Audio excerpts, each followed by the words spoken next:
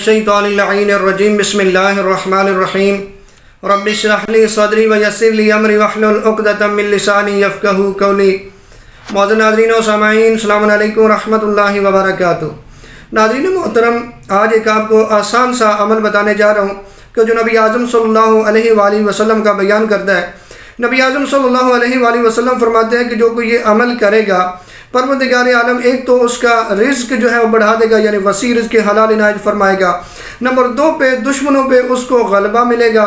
Number 3 पे परवरदिगार उसके तमाम तर गुनाह जो है वो माफ़ फरमा देगा और परवरदिगार बहिश्त में यानी जन्नत में उसको मेरा साथी करार देगा।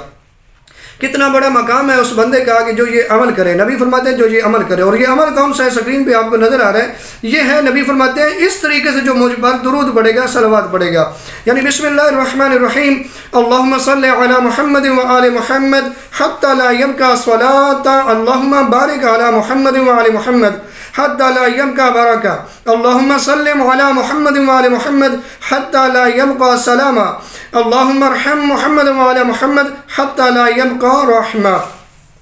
इस तरीके से नबी फरमाते हैं जो मुझ पर दुरूद पड़ेगा, सलवात पड़ेगा, तो परवरदिगार उसको सारे गुनाह भी माफ़ फरमा देगा, रिज़्क़ हलाल वसी इनायत फरमाएगा और दुश्मनों पर गलबा भी उसे मिलेगा और जन्नत में नबी आज़म का वो साथी भी होगा।